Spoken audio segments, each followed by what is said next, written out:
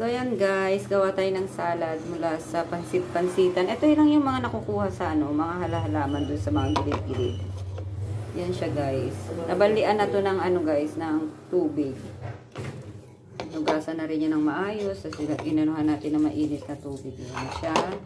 At syempre kasama na, ilagay din natin to guys. Hindi ko alam pangalan nito. May pangalan. Ihalo natin sa salad guys.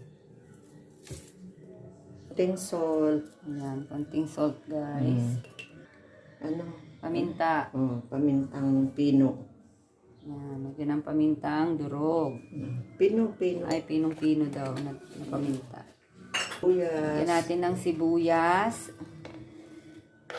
Yan, At kamatis. Ating bulaklak. Ay, ang ganda ng kulay, oh.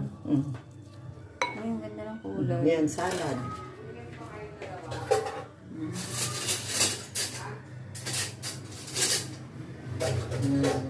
Oh, ayan guys. First time ko lang makakakain itong salad na to guys. Ayan, haluin na natin guys.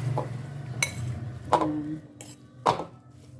Pwede pala yan. Oh.